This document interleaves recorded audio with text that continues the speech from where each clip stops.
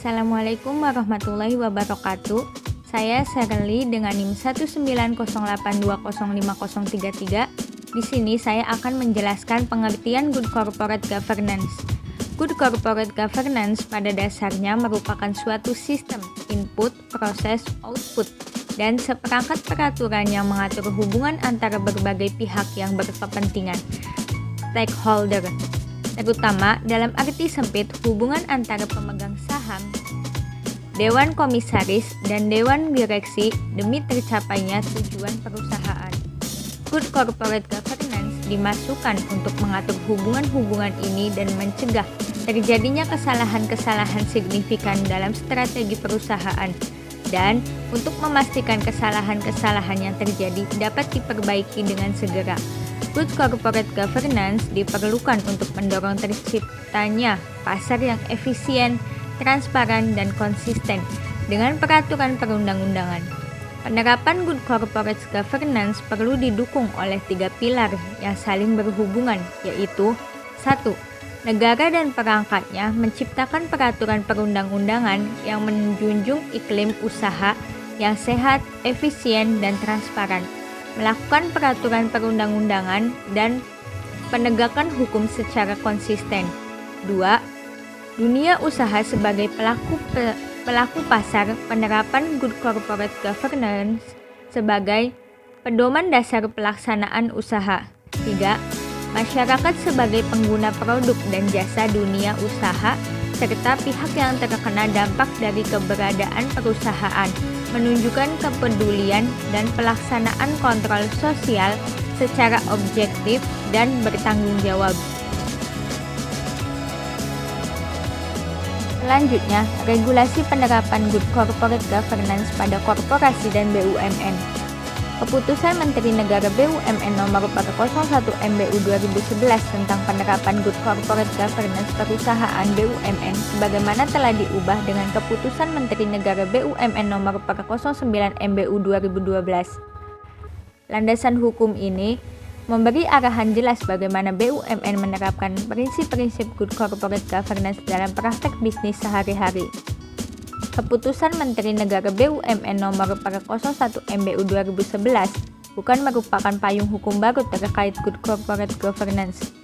Sebelumnya, aturan main tentang Good Corporate Governance sudah pernah ada, atau setidaknya diupayakan ke arah ini. Regulasi itu antara lain Surat Keputusan Meneg Pendayagunaan BUMN Nomor 23 Tahun 1998 yang mewajibkan transparansi di kalangan manajemen BUMN. Selanjutnya, disusun dengan keluarnya Surat Keputusan Nomor Kep 117 MMBU 2002 tentang penerapan Good Corporate Governance perusahaan BUMN.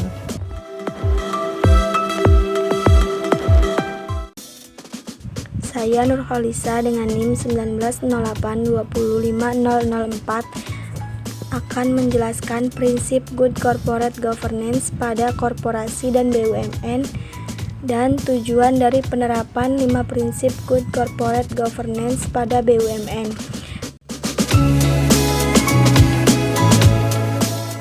Prinsip Good Corporate Governance pada korporasi dan BUMN.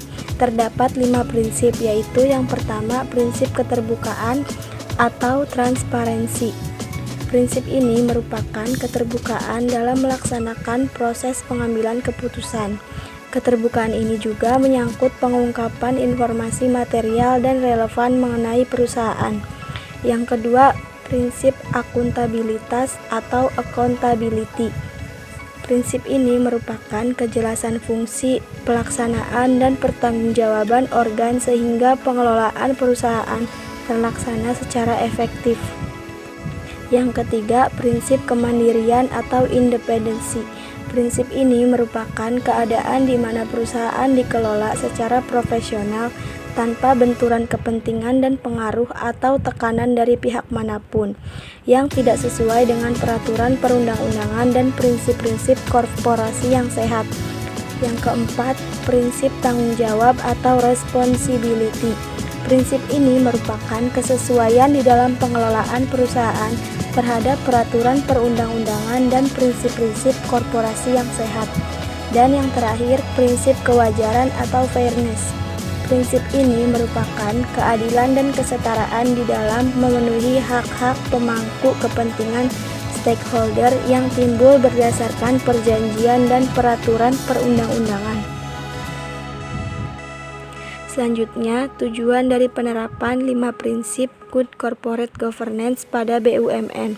Yang pertama, mengoptimalkan nilai BUMN agar perusahaan memiliki daya saing yang kuat. Yang kedua, mendorong pengelolaan BUMN secara profesional, efisien dan efektif, serta memberdayakan fungsi dan meningkatkan kemandirian organ persero atau organ perum. Yang ketiga, mendorong agar organ persero atau organ perum dalam membuat keputusan dan menjalankan tindakan yang dilandasi nilai moral yang tinggi dan kepatuhan terhadap peraturan perundang-undangan serta kesadaran akan adanya tanggung jawab sosial BUMN. Yang keempat, meningkatkan kontribusi BUMN dalam perekonomian nasional. Yang kelima, meningkatkan iklim yang kondusif bagi perkembangan investasi nasional. Dan yang terakhir, regulasi terkait good corporate governance diharapkan dapat menciptakan iklim kerja yang kondusif dalam mencapai apa yang menjadi target dalam visi misi BUMN secara internal.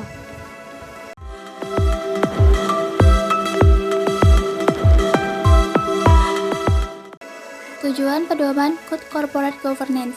1. Mendorong tercapainya kesinambungan perusahaan melalui pengelolaan yang didasarkan pada asas transparansi, akuntabilitas, responsibilitas, independensi, serta kewajaran dan kesetaraan. 2. Mendorong pemberdayaan fungsi dan kemandirian masing-masing organ perusahaan, yaitu Dewan Komisaris, Direksi, dan Rapat Umum Pemegang Saham.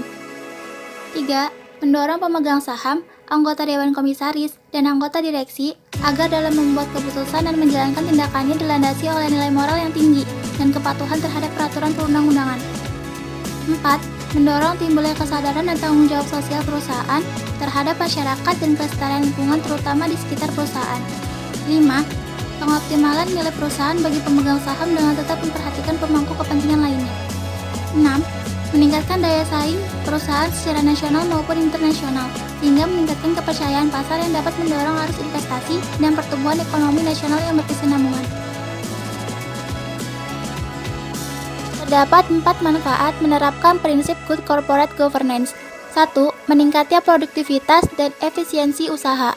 2. Meningkatnya kemampuan operasional perusahaan dan pertanggungjawaban kepada publik.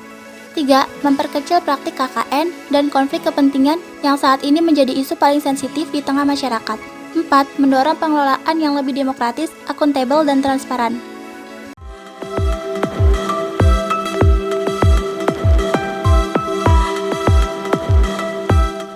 Assalamualaikum warahmatullahi wabarakatuh. Perkenalkan, saya Awan Pratagama dengan NIM 1908205027. Di sini saya ingin melanjutkan pemaparan dari materi yang terakhir mengenai contoh kasus dan analisis kasus. Kami hanya memaparkan satu contoh kasus saja. Kasusnya itu berupa kasus suap, kasus korupsi yang terjadi di BUMN, yaitu dengan melibatkan PT Angkasa Pura II dengan PT Industri Telekomunikasi Indonesia atau PT INTI Persero, yaitu oleh Darman Mapanggara sebagai tersangkanya karena terkait proyek Bagage Handling System atau BHS di PT Angkasa Pura Propertindo, yaitu merupakan anak usaha dari PT Angkasa Pura II atau PT AP2. Kasus suap yang dilakukan oleh PT INTI tersebut yaitu dilakukan dengan cara menyuap Direktur Keuangan PT AP2 Andra untuk mengawal agar proyek BHS ini dikerjakan oleh PT INTI. Fakta suap yang dilakukan antar BUMN ini sangat merugikan bagi BUMN itu sendiri dan sekaligus merupakan praktek yang sangat miris, karena semestinya dengan kewajiban dan standar GCG yang lebih kuat di BUMN dapat menjadi dapat menjadikan contoh yang baik untuk praktek pencegahan korupsi khususnya di sektor-sektor swasta, diucapkan oleh juru bicara KPK yaitu Febri. Dan KPK pun sekarang sangat terbuka untuk memberikan bantuan pencegahan korupsi di BUMN sepanjang ada komitmen yang kuat atau tidak hanya normatif dari unsur pimpinan instansi terkait.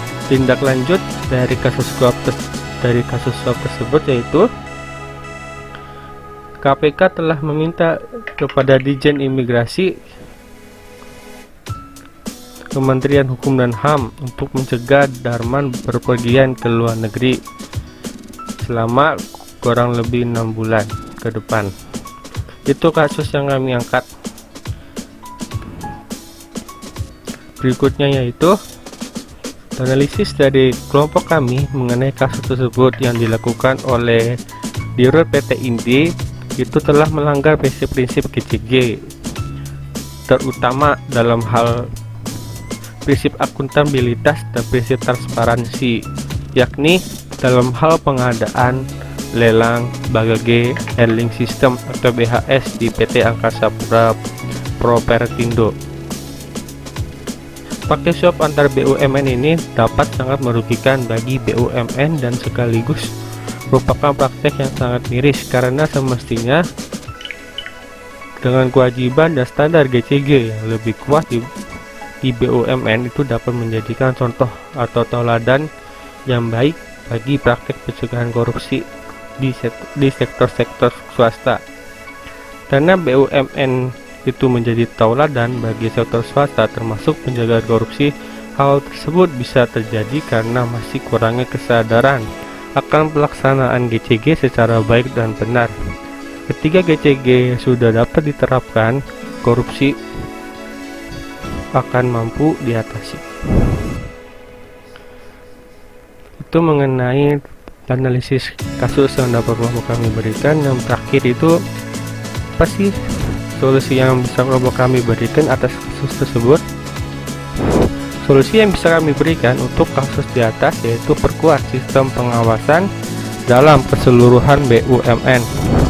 Kemudian perkuat dan edukasi secara optimal untuk kesadaran akan pentingnya dan keseriusan untuk memahami dan menerapkan prinsip Good Corporate Governance atau GCG dengan baik dan benar.